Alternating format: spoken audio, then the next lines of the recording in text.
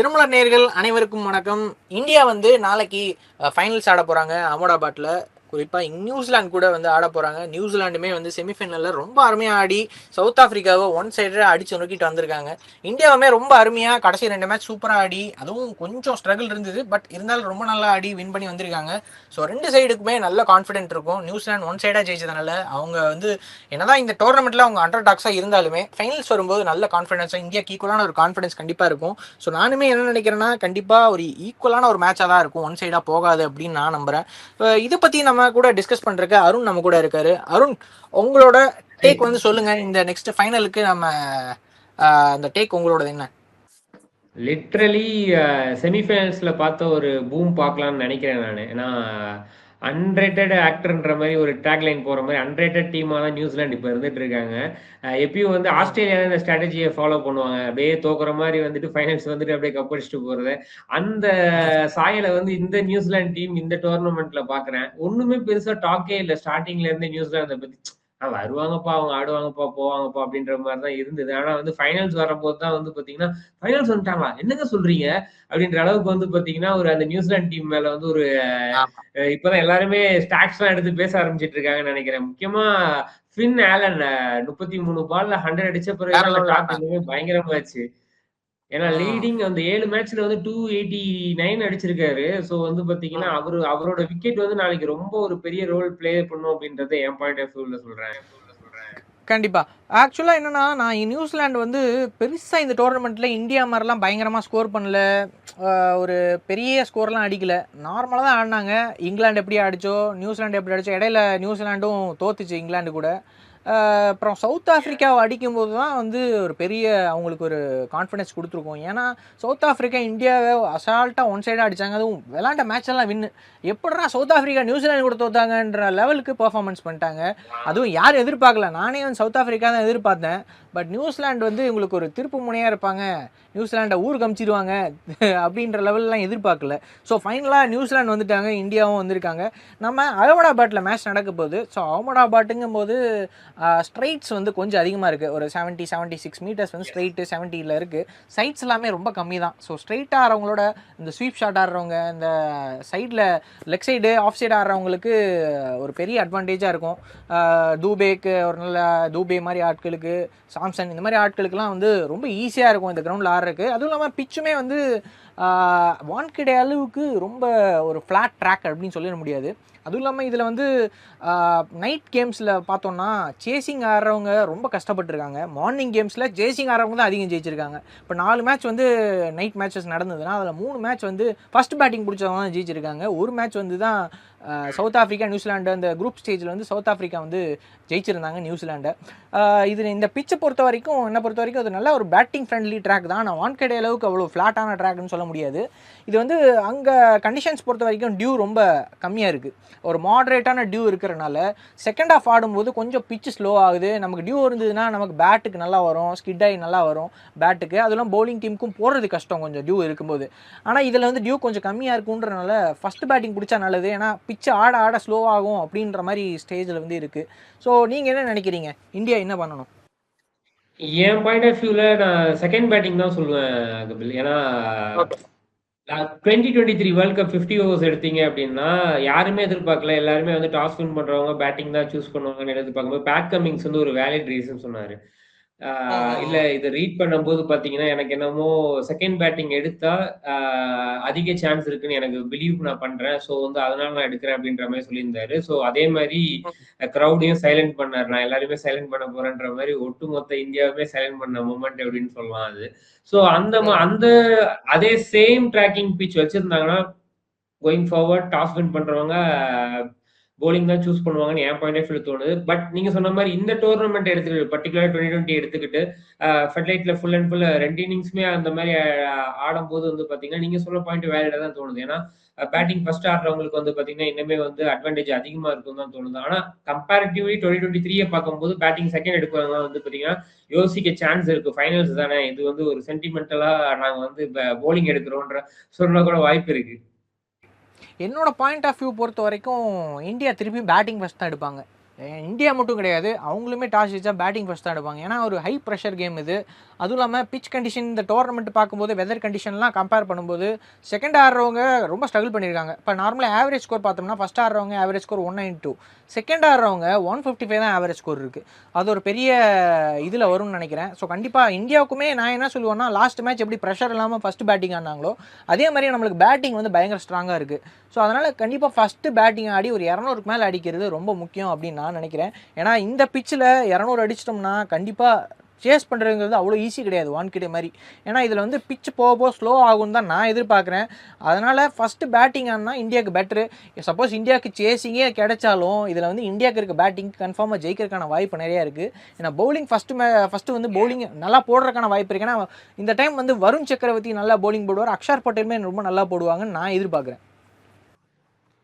கபில், கண்டிப்பா நீங்க சொன்ன மாதிரி வந்து பாத்தீங்கன்னா, நம்ம ஆல்ரெடி பேசின மாதிரி லாஸ்ட் வீடியோல அபிஷேக் சர்மாவோட கான்ட்ரிபியூஷன் ஓப்பனிங்ல பெரிய ஒரு தேவைப்படுது. ஏன்னா சஞ்சு சாம்சனுக்கு அவரோட ஒரு 20s ஆர் 30 பிளஸ் வந்து பாத்தீங்கன்னா, எப்படி இஷான் கிஷன் ஒன் டவுன்ல வந்து அடிக்கிறது வந்து ஓப்பனிங்லேயே அபிஷேக் சர்மா அடிச்சிட்டாரு அப்படின்னா, பின்னாடி வர பிளேயர்ஸ்க்கு வந்து ஒரு பெரிய ப்ரெஷரே இல்லாம 200 பிளஸ்ன்றது ஒரு ஈஸியே டார்கெட்டா அவங்க வந்து பாத்தீங்கன்னா, ஒரு எனக்கு தெரிஞ்சு ஒரு 16, 17 ஓவர்லயே அவங்க வந்து கெட் பேக் பண்ற அளவுக்கு இருக்கும். அந்த ஓப்பனிங் ஸ்லாட் வந்து பாத்தீங்கன்னா, சஞ்சு சாம்சன் வந்து இதே ஃபார்ம்ல தொடர்ந்து Abhishek Sharma back to form வரும்போது வந்து பாத்தீங்கன்னா, டெஃபினட்டா இருக்கும்னு நினைக்கிறேன். எனக்கு என்னமோ Abhishek Sharma back to form வருவார் தான் தோணுது. ஏன்னா இத்தனை நாளா வந்து ஒருத்தனை சைலண்டாவே வச்சிருக்கேன் அப்படின்ற மாதிரி ஃபார்ம்லயே கொண்டு வராம வச்சிருந்திருக்காங்க அபிஷேக் சர்மாவை. பெருசா அதை பத்தி கிரிட்டிசைஸும் யாரும் பண்ணல. அது வந்து பாத்தீங்கன்னா ஒரு யங் பிளேயருக்கு வந்து பாத்தீங்கன்னா மண்டக்குள்ள ஓடிக்கிட்டே இருக்கும். என்னடா உன்னை யாருமே எதுவுமே சொல்லல, அதுக்காகவாச்சும் அடிடா அப்படின்ற அளவுக்கு வந்து பாத்தீங்கன்னா ஒரு விஷயம் சம்பவம் பண்ண சான்ஸ் இருக்குன்றது எனக்கு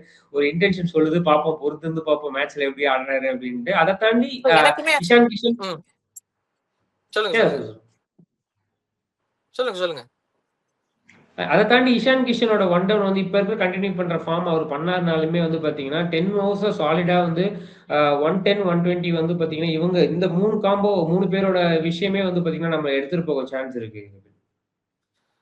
நான் என்ன எதிர்பார்க்குறேன்னா, இந்தியா கண்டிப்பாக டாஸ் ஜெயிச்சா பேட்டிங் தான் எடுப்பாங்கன்னு எதிர்பார்க்குறேன். ஆனால் அபிஷேக் சர்மா இவ்வளோ நாள் ஆடல, ஒரு 50 தான் அடிச்சிருக்காரு. அதுவுமே ரொம்ப சாட்டிஸ்ஃபைடான 15 நான் சொல்ல மாட்டேன். ஏன்னா ஜிம்பாபே கூட அடிச்சது. இந்த டைம் வந்து கண்டிப்பாக அவர் ஒரு 2 ஹவர்ஸ் வெயிட் பண்ணுவார்னு நான் எதிர்பார்க்குறேன். ஏன்னா லாஸ்ட் டைமும் நான் தான் சொன்னேன், 2 ஹவர்ஸ் அட்லீஸ்ட் வெயிட் பண்ணும். அவர் ஒரு 2 பால் நல்ல ஷாட் மாட்டிடுச்சுன்னா அப்புறம் ஒரு நேச்சுரல் கேம் ஆட ஆரம்பிச்சிடலாம்.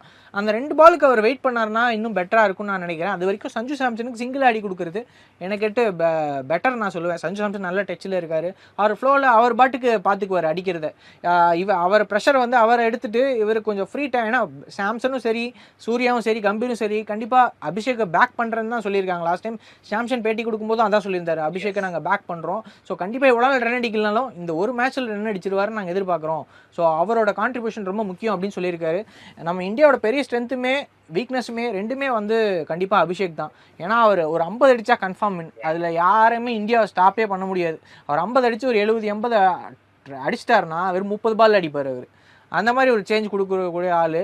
அதனால் அவரோட கான்ட்ரிபியூஷன் ரொம்ப முக்கியம். அது ஃபைனல்ஸுக்கு அவர் ஆடினார்னா கன்ஃபார்மாக ஈஸியாக ஒன் சைடாக கொண்டு போயிடலாம். அது அவர் கையில் இருக்குது, ஒன் சைடாக கொண்டு போகணுமா இல்லை கடைசி வரைக்கும் நம்ம போராடணுமா அப்படிங்கிறது.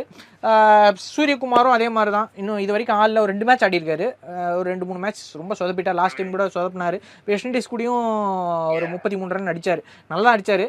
ஸோ அதனால் சூரியகுமாருமே இன்னும் கொஞ்சம் இந்த க்ரூஷியல் மேட்சஸ்லாம் அவர் கொஞ்சம் கான்ட்ரிபியூட் பண்ணால் பெட்டராக இருக்கும். அட்லீஸ்ட் ஒரு குயிக் ஃபயர் ஒரு 10 பால்ஸில் 20, 25 அந்த மாதிரி அடித்தா கூட போதும். நம்ம பெருசாக எதுவும் எதிர்பார்க்கல 50 அடிக்கணும் 60 அடிக்கணும்லாம். அந்த மாதிரி ஒரு திலக் வர்மா மாதிரி இன்னிங்ஸ் ஆடி கொடுத்தாருன்னா பெட்டராக இருக்கும். ஆமாம், அவர் அந்த ப்ரெஷர் எடுத்துக்காமல் ஆமாம், அவர் நார்மலாகவே இந்த ஸ்பின் ரொம்ப நல்லா ஆடக்கூடிய ஆள். அதுவும் அவர் கொஞ்சம் அதை கான்சென்ட்ரேட் பண்ணி கரெக்டாக கால்குலேட் பண்ணி ஆடினார்னா இன்னும் பெட்டராக இருக்கும். தூபே சொல்ல தேவையில்லை, ரொம்ப அருமையாக ஆடிட்டு இருக்காரு.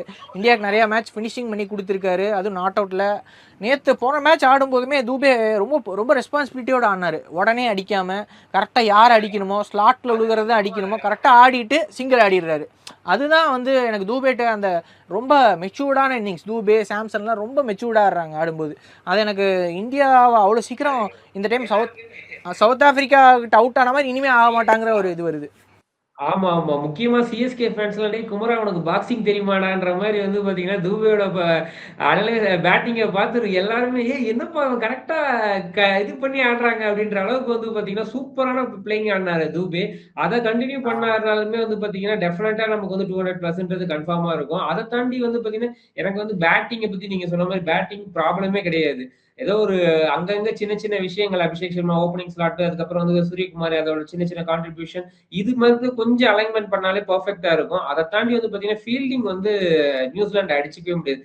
முக்கியமா பிலிப்ஸ். ஆமா. அவரோட அந்த எ குறைஞ்சது பவுண்டரி லைன்ல ஒரு 20 பிளஸ் ரன்ஸ வந்து பார்த்தீங்கன்னா, அவர் சேவ் பண்ணுவாரு பிலிப்ஸ். ஸோ ஆமா. அது மாரி வந்து ஆமா. நமக்குமே நமக்கு அந்த அந்த ஃபீல்டிங் பாயிண்ட் ஆஃப் வியூல இருந்து நமக்குமே வந்து ஆட்கள் தேவை அந்த மாரி பண்றதுக்குன்னு நினைக்கிறேன். நார்மலாவே எப்படி பார்க்குறீங்க அத? நார்மலாவே இப்போ வேர்ல்டு கிரிக்கெட்லன்னு பார்த்துக்கிட்டோம்னா, ஹையஸ்ட் ஃபிட்னஸ் லெவல்னா அது நியூசிலாந்து தான். ஏன்னா, அவங்க ஃபிட்னஸ் டெஸ்ட்டே வந்து மத்த டீம்ஸ்லாம் கம்பேர் பண்ணும்போது ஃபிட்னஸ் லெவல் வந்துட்டு அவங்களுக்கு அதிகமா தான் செட் பண்ணியிருக்காங்க பெஞ்ச் மார்க்ல. ஸோ, அதனால ஃபிட்னஸ் வந்து அவங்க சொல்லவே தேவையில்ல. ஃபீல்டிங்கில வேற லெவல்ல இருப்பாங்க.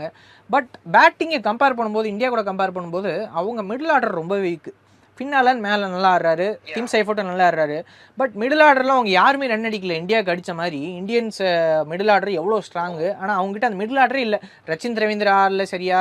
அப்புறம் அந்த மிச்சல் டேரில் வந்துட்டு எல்லாரும் ஒரு 50 தான் அடிச்சிருக்காங்க. யாருமே ரொம்ப சாட்டிஸ்ஃபையிங்கான ஒரு பெரிய இன்னிங்ஸ் ஆடல. லிட்டரலி வந்து ஒரு ஓடிஐ மிடில் ஆர்டர் மாரி தான் இருக்கும். நீங்க பார்த்தீங்கன்னா, T20 நியூசிலாந்து ஸ்குவாட பார்த்தீங்கன்னா, லிட்டரலி வந்து டேரன் மிச்சல் ஆகட்டும், ரச்சின் ரவீந்திரா ஆகட்டும், ரீசன் வந்து T20க்கு வேணாம், சிஎஸ்கேக்கு கிளென் வேணாம்னு பிலிப்ஸ் நெனச்சது கூட இருக்காரு. அது ஒரு ரீசன். இந்த மாரி அவங்க வந்து ஒரு மிடில் ஆர்டர்ல ஒரு கான்ட்ரிபியூஷன் பெருசா குடுக்கல அப்படின்னு. அததான் வந்து நியூசிலாந்துலயும் அவங்க பண்ணிட்டு இருக்காங்க. ஓடிஐ பொறுத்தவரைக்கும் ஒரு நல்ல ஒரு டீம் அது. இப்ப இருக்கிற டீம். ஆனா T20ய பொறுத்தவரைக்கும் மிடில் ஆர்டர் இருந்தது நம்ம கூட கம்பேர் பண்ணும்போது வந்து பார்த்தீங்கன்னா, டெஃபினெட்லி அவங்க வந்து அவ்வளோ ஸ்ட்ராங் கிடையாது. ஸோ அது நமக்கு ஒரு ஆமா. இந்தியாவுக்கு வந்து பார்த்தீங்கன்னா, ஒரு பெரிய பிளஸ் அது. இப்ப இந்தியா ஓப்பனிங் வந்து ஸ்லாட் விக்கெட்ட மட்டும் ஆமா. கரெக்ட்டா பவர் பிளேக்குள்ள இல்ல வந்து ஒரு 8த் ஓவருக்குள்ள 2 பேரையுமே நீங்க அவங்க காலி பண்ணிட்டாங்க நம்ம பவுலர்ஸ் அப்டின்னா, டெஃபினட் ஷூர் ஷாட் அது ஃபர்ஸ்ட் பேட்டிங் கண்டிப்பா. அவங்க ஆடுனாலும் சரி, செகண்ட் பேட்டிங் நியூசிலாந்து ஆடுனாலும் சரி, நமக்கு வந்து அந்த மேட்ச் நம்ம கையிலன்னு வந்து அப்பயே டிசைட் பண்ணிக்கலாம். அந்த அளவுக்கு வந்து பார்த்தீங்கன்னா இருக்கு. அந்த மாரி தான் ஸ்குவாடே இருக்கு நியூசிலாண்ட பொறுத்தவரைக்கும். ஆமாமா. ஏன்னா லாஸ்ட் ஜான்வரியிலே நியூசிலாந்து கூட ஆடுனோம். இந்தியா 4 மேட்ச் ஜெயிச்சது. அவங்க 1 மேட்ச் தான் ஜெயிச்சாங்க. அதுல இருக்க டீம் மேக்ஸிமம் இதுல விளையாடுறாங்க. அதுல இருக்க அதே டீம் தான் கிட்டத்தட்ட 9 பேர் விளையாடுறாங்க. இதுல 2 சேஞ்ச் என்னன்னா, ஃபின்லால அந்த சீரிஸ்ல கடைசி மேட்ச் மட்டும் தான் ஆடுனாரு. அப்புறம் மெக்காங்கி அந்த ஆஃப் ஸ்பின்னர் ஒருத்தர் இருக்காரு நியூசிலாந்துல. அவருமே இந்த சீரிஸ்ல வந்து வேர்ல்டு கப்ல தான் ஆடுறாரு. அவங்க 2 பேர் தான் சேஞ்ச். மத்த 11ஸ் அதே தான். பெரிய சேஞ்சே கிடையாது. இந்தியா கூட கம்பேர் பண்ணும்போது அவங்க அவ்வளோ பெரிய டீம் இல்லைனாலும், இந்த சவுத் ஆஃப்ரிக்கா அடிச்சுட்டு வந்தது ரொம்ப ஒரு பெரிய விஷயமா, ஒரு நல்ல ஒரு கான்ஃபிடன்ஸ் பூஸ்டிங்கா இருக்கும். குறிப்பா அந்த டாப் ஆர்டர் 2 பேர் ரொம்ப நல்லா ஆடியிருக்காங்க. இந்த டிம் சைஃபோட்டும், ஃபின் ஆலனும். அதுவும் ஃபின் ஆலன் வந்து 5th T20 இந்தியா கூட ஆடும்போது 38 பால் 80 அடிச்சிருக்காரு. ஸோ அது ஒரு இந்தியா கூட இந்தியன் பிச்சில் அவர் நல்லா ஆடுறா. அதுவும் நம்ம ஆள் பார்க்கறக்கு ஒரு போலார்டு மாதிரி இருக்காரு. அடிச்சாருன்னா வெளியே தான் போகும் போல் இருக்கு. அந்த மாதிரி ஒரு அதுதான் நம்ம இனிஷியலாக வந்து பவுலிங் நமக்கு நல்லா இருக்கு. ஹர்ஷதீப்பும் சரி, பும்ராவும் சரி. எனிவே நம்ம ஹர்ஷதீப்பும் ஹர்திக் பாண்டியா தான் ஓப்பன் பண்ணுவாங்க பவுலிங்கு. சப்போஸ் பாண்டியா கடி விழுந்தா கண்டிப்பாக பும்ரா அந்த இடத்துல வந்துருவார். அநேகமாக இப்போ ஃபர்ஸ்ட் ஒரு 3 ஓவர்ஸ்க்குள்ளே அந்த 2 பேர்த்துல யாராவது ஒருத்தரை கழட்டிட்டாலே நம்ம அட்லீஸ்ட் ஃபின் ஆலன் நம்ம கழட்டணும். நம்ம டிம் சேஃபர்ட்டை கழட்டுறோமோ இல்லையோ, ஃபின் ஆலனை கழட்டிட்டு அவங்க அவ்வளோ சீக்கிரம் அக்ரெசிவாக அடிச்சிட முடியாது. பட் ஃபின் ஆலனும் ரொம்ப நல்லா ஆடி இருக்காரு இது வரைக்கும். ஸோ அதனால் அவரை நம்ம ஃபோக்கஸ் பண்ண வேண்டியது இருக்குது. டாப் ஆர்டர் 2 பேர்த்து கழட்டிட்டோம்னா மிடில் ஆர்டரை நம்ம ஈஸியாக தூக்கிடலாம். அது ஒரு பெரிய யாரும் ரொம்ப எக்ஸ்ட்ராடனரியாக அடிக்கிற லெவல்லலாம் யாரும் பெரிய பேட்ஸ்மேன் இல்லை. ஸோ அதுதான் நம்ம பண்ணணும். ஃபஸ்ட்டு டாப் ஆர்டரை நம்ம காலி பண்ணிட்டோம்னா அப்புறம் நம்ம அவங்களோட பேட்டிங் லைனப்புக்குள்ளே ஈஸியாக பூந்துடலாம்.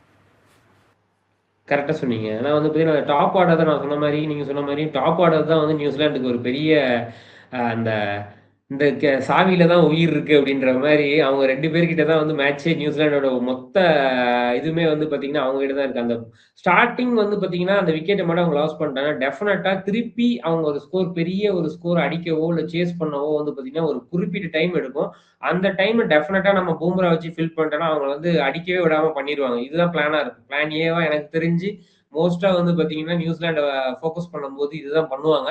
ஸோ வந்து போலிங் வந்து அவங்கள கம்பேர் பண்ணும்போது நம்மளுமே வந்து ஸ்ட்ராங்கா தான் இருக்கும். அத கம்பேர் பண்ணும்போது. ஆமாம். அவங்க பவுலிங்கில் வந்து ஆமாம். அவங்க பவுலிங்கில் வந்துட்டு மேட் ஹென்ரி இருக்காரு. அப்புறம் சாண்ட்னர் ரொம்ப நல்லா பவுலிங் போடுவார். சாண்ட்னரு, அப்புறம் மெக்காங்கி, ஜிம்மி நீஷம் இருக்காரு. அநேகமாக ஜிம்மி நீஷம்க்கு பதிலாக கைல் ஜேமிசன் உள்ள வர்றதுக்கான வாய்ப்பு நிறையா இருக்குன்னு நான் நினைக்கிறேன். ஓகே. சரிங்க. ஒரே ஸோ நிமிஷம். வந்து பார்த்தீங்கன்னா, அவங்க அவங்க வந்தாலுமே அந்த பிட்ச்சுக்கு வந்து எனக்கு தெரிஞ்சு கம்பேரிட்டிவ்லி பும்ரா, அஷ்ரிப், அதுக்கப்புறம் நம்ம வருண் சக்கரவர்த்தி, இன் பிட்வீன் அக்ஷர் பட்டேல் எல்லாருமே வந்து பார்த்தீங்கன்னா, ஒரு நல்ல ஆப்ஷனா இருப்பாங்க. அவங்க ஈவன் தோ வந்து ஸ்குவாட மாத்தி அந்த கிரவுண்டுக்கு ஏத்த மாரி நியூசிலாந்து வேற பிளேயர்ஸ கொண்டு வந்தாலுமே வந்து பார்த்தீங்கன்னா, நம்ம கிட்ட இருக்கிற பவுலர்ஸ் வந்து ஒரு பெரிய கீ சோர்ஸஸா தான் இருப்பாங்கன்னு நான் யோசிக்கிறேன். நீங்க சொன்ன மாரி ஹர்திக் ஸோ பாண்டியாவும் ஓப்பனிங்ல வந்து ம். ஹர்ஷிப்பையும் ஓப்பன் பண்ணாலுமே வந்து பார்த்தீங்கன்னா, அந்த இன் பிட்வீன் மிடில் ஓவர்ஸ் அவங்களுக்கு எப்படி மிடில் ஆர்டர் வீக்கா இருக்கும் நமக்கு வந்து மிடில் போலிங் டெத் ஓவர்ஸ் வந்து பயங்கர ஸ்ட்ராங் நம்ம பூமரா இருக்கிறதுனால ஆமாம். ஸோ டெஃபினட்டா வந்து சேஸ் பண்ணாலும் சரி ஓப்பனிங் பண்ணாலும் சரி டெஃபினட்டா வந்து பூம்ரா கையிலயும் அவர் என்ன முடிவு எடுக்கிறாருன்றதான் மேட்சும் முடிவாகுன்றது நான் நினைக்கிறேன். ஆமாமா. ஏன்னா இந்தியா வந்து சேஸ் பண்றதுக்கான கேப்பபிலிட்டி இருக்கு. ஆனா நியூசிலாந்துக்கு அந்த சேஸ் பண்றதுக்கான கெப்பாசிட்டி இருக்கா அப்படின்னு தெரியல. ஏன்னா லாஸ்ட் மேட்ச் ஆடுனாங்கறதுக்காகவே வச்சுட்டு நம்ம இந்த மேட்ச் ஆடிடுவாங்கன்னு நம்ம சொல்லிட முடியாது. ஏன்னா லாஸ்ட் மேட்ச் வந்து சவுத் ஆப்பிரிக்கா சரியா பெர்ஃபார்ம் பண்ணல. ஸோ அந்த ஒரு மேட்ச் கண்டிப்பா எல்லாத்துக்குமே ஒரு டிராப் இருக்கும். ஏன்னா இந்தியாவுக்கு எப்படி நீ சவுத் ஆப்பிரிக்காவோட ஆடின மாதிரி ஏதோ ஒரு மேட்ச் ஆயிடும். நமக்கு நல்ல வேளை சூப்பர் 8ல ஆச்சு. செமிஃபைனலோ ஃபைனல்ல அவங்களுக்கு கரெக்டா செமிஃபைனல்ல ஆயிடுச்சு சவுத் ஆப்பிரிக்காவுக்கு. ஸோ ஆமா. ஏன்னா நியூசிலாந்து ஒரு மேட்ச் தோத்துருக்காங்க. இந்தியா ஒரு மேட்ச் தோத்துருக்கு. சவுத் ஆப்பிரிக்கா தோக்காம வந்து கரெக்டாக செமிஃபைனலில் அவங்களுக்கு எல்லாமே அன்றைக்கி டோட்டலாக யாருமே பெர்ஃபார்ம் பண்ணாமல் போய் பிரச்சனை. பட் ஃபைனல்ஸ்னு வரும்போது கண்டிப்பாக ப்ரெஷர் இருக்கிறதுனால இந்தியாவுக்கு எனக்கு தெரிஞ்சு இந்தியா ஒரு இது இந்தியாவா நியூசிலாண்டா அப்படின்னு சொல்லி நம்ம 100%ல் எந்த சைடுக்கு நம்ம எஜ்ஜு கொடுப்போம் அப்படின்னு பார்த்தா என்னை பொறுத்த வரைக்கும் இது வந்து சிங்கிள் சைடடாக போகிறக்கான வாய்ப்பும் இருக்குது. அதே மாதிரி இது வந்து 55-45 லெவலுக்கு இந்தியாவுக்கு நான் எஜ்ஜு கொடுப்பேன். ஸோ ஃபேவரேட்ஸ்ன்னு பார்த்தா இந்தியா தான். அண்டர் டாக்ஸ்னால் கண்டிப்பாக நியூசிலாந்து தான் நான் சொல்லுவேன். அதான் நீங்க சொன்ன மாரி 55-45 போறது தான் கரெக்ட்டா இருக்கும்னு நெனைக்கிறேன் ப்ரோ. ஏன்னா, நம்ம நியூசிலாந்து அவ்வளோ டவுனாவும் எடை போட்டுற முடியாது. 60-40 இல்ல கண்டிப்பாக அண்டர் எஸ்டிமேட் 70-30 பண்ண முடியாது.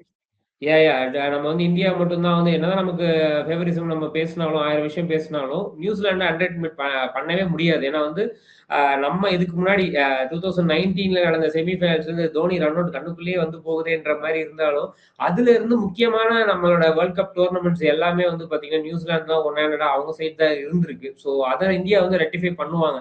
ஸோ அத வச்சு வந்து பாத்தீங்கன்னா, ஒரு 45% நம்ம வந்து நியூசிலாந்து குடுத்து தான் ஆகணும். ஏன்னா டியூ டு கண்டிப்பாக. அந்த டீம் வந்து அந்த கிரவுண்டோட என்விரான்மெண்ட் வந்து பாத்தீங்கன்னா, நியூசிலாந்துக்கு லிட்டரலியே வந்து பாத்தீங்கன்னா, வேற ஒரு பிரஷர குடுக்கும். அந்த பிரஷர் வந்து பாத்தீங்கன்னா, இந்தியா ஈஸியா கேப்பபிளா அத வந்து எடுத்துட்டு போறது வந்து பாத்தீங்கன்னா, சான்ஸ் வச்சு தான் நம்ம 55-45 குடுக்குறோம். ஸோ வந்து டெஃபினட்டா ஒரு இங்கிலாந்து செமிஃபைனல் எப்படி நம்ம பார்த்தோம் லாஸ்ட் செமிஃபைனல் அந்த அளவுக்கு இல்லாட்டியும் அதுல ஒரு 90% இருக்கும் அப்படின்றது என்னோட கெஸ். என்ன பொறுத்த வரைக்கும் ப்ரெஷர்னு பார்த்தா எனக்கு இந்தியாவுக்கு தான் ப்ரெஷர் இருக்கும் அப்படின்னு தோணுது நியூசிலாண்டோட. ஏன் சொல்கிறேன்னா 2023ல நம்ம எல்லா மேட்ச் ஜெயிச்சோம். ஆனால் ஃபைனல்ஸ் தோத்தோம் ஆஸ்திரேலியா கூட. அதுவும் அவ்வளோ பெரிய க்ரௌடு முன்னாடியே ரொம்ப பெரிய டிசப்பாயின்மெண்ட் ஆச்சு. அதே மாதிரி அந்த நினைவுகள்லாம் வந்து போகுமா இல்லையா நம்ம இங்கே ஆடும்போது. ஸோ கண்டிப்பாக அந்த நினைவு வரும். இதுலேயும் நம்ம தோற்று போயிடக்கூடாதுங்கிற அந்த பயம் கண்டிப்பாக இருக்கும் யாராக இருந்தாலும். ஸோ அதே மாதிரி தான் இந்தியாவுக்கு அந்த ப்ரெஷர் கண்டிப்பாக இருக்கும். ஏன்னா ஒரு பெரிய இந்தியாவோட பெரிய ஸ்டேடியமில் ஆடுறோம். இத்தனை க்ரௌடு முன்னாடி ஆடுறோம்.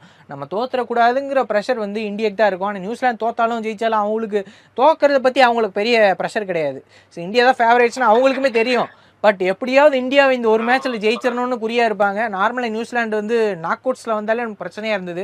கடைசி 2 வேர்ல்டு கப் அந்த சாம்பியன்ஸ் ட்ராஃபி வேர்ல்டு கப்பில் தான் நம்ம நல்லா ஜெயிச்சிருக்கோம். அதுவும் போன சாம்பியன்ஸ் ட்ராஃபியில் நம்ம ஃபைனல்ஸ் நல்லா ஜெயிச்சனால கண்டிப்பாக நியூசிலாண்டுமே அந்த பயத்தில் இருப்பாங்க. சார் இந்தியாவை அடிக்கிறதுங்கிறது கண்டிப்பாக பெரிய விஷயம். எப்படியாவது கஷ்டப்பட்டு அதை அடிச்சிடணும் அப்படிங்கிற ஒரு முடிவில் வருவாங்க. ஸோ நம்ம பார்க்கலாம் என்ன ஆகுது அப்படின்னு சொல்லி. ஸோ கண்டிப்பாக என்னை பொறுத்த வரைக்கும் இந்தியா தான் நல்லா ஆடுவாங்கன்னு நான் எதிர்பார்க்குறேன். இருக்கிற ஃபார்மை வச்சு நான் சொல்கிறேன். இப்போ ஏன்னா இந்தியாவில் பவுலிங்கும் கம்ப்ளீட்டாக ஸ்ட்ராங்கு, பேட்டிங்கும் ஸ்ட்ராங்கு. லூப் ஹோல்னு பார்த்துட்டா இந்த எக்ஸ்ட்ரா ஒரு பவுலர் தான் இல்லை. அதுதான் லூப் ஹோல் நம்ம சொல்லலாம். அபிஷேக் சர்மா சரியா இல்லை. அது ஒன்று தான், பெருசாக வேறு எதுவும் கிடையாது. ஆனால் நியூசிலாண்டுன்னு பார்த்தோன்னா பவுலிங்கே டெப்த்தில் போடுறக்கு அவ்வளோ டெப்த்தில் ஓவர்ஸில் போடுறக்கு பெருசாக ஆள் கிடையாது. மேட் ஹென்ரி, லாக்கி ஃபெர்குசன் தான் போட்டிருக்காங்க. ஆனால் அவங்களே வச்சு போன சீரீஸில் வச்சு வெளுத்து வாங்கிட்டார் அபிஷேக் சர்மா. அதனால் டெத் ஓவர்ஸ் அவங்க பும்ரா அளவுக்கு போடுறக்கு யாரும் ப்ரிசைஸாக கிடையாது. பும்ராவோ இல்லை வந்து ஹர்ஷதீப் அளவுக்கு ப்ரிசைஸாக போடுற அளவுக்கு யாரும் அவங்க டீமில் பெருசாக கிடையாது. பட் இருந்தாலும் நல்லா போடுறக்கூடிய ஒரு ஸ்டார்டிங் நல்லா போடக்கூடிய மேட் ஹென்ரி, லாக்கி ஃபெர்குசன் இவங்களாம் இருக்காங்க. மேபி இந்த டைம் வந்து ஜேம்ஸ் நீஷம்க்கு பதிலாக கைல் ஜாம்சன் உள்ளே வர்றதுக்கான வாய்ப்பு இருக்குது. இந்தியன் டீம் சேம் அதே தான் இருக்கும்னு நான் எதிர்பார்க்குறேன். ஸோ நிறைய பேர் குல்தீப் கொண்டு வரலாம் அப்படின்லாம் சொல்லுவாங்க. நான்லாம் அது சொல்லவே மாட்டேன். இந்தியன் டீம் சேம் அவ்வளோதான். வருண் சக்கரவர்த்தி கண்டிப்பாக வேணும். ஆமாம். நியூசிலாண்டில் மேபி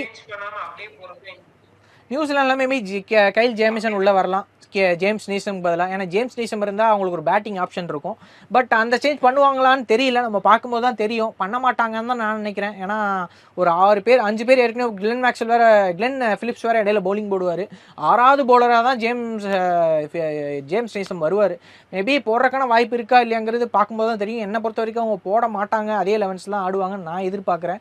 ஸோ நம்ம பார்க்கலாம் எப்படி வருது மேட்ச் அப்படின்னு சொல்லி. ஸோ டாஸ் கண்டிப்பாக ரொம்ப க்ரூஷியலாக இருக்கும்னு நான் நினைக்கிறேன் இந்த மேட்ச்சில். டாஸ் ஜெயிச்சா 2 டீமுமே ஃபஸ்ட் பேட்டிங் எடுப்பாங்கன்னு தான் என்னோட எதிர்பார்ப்பு.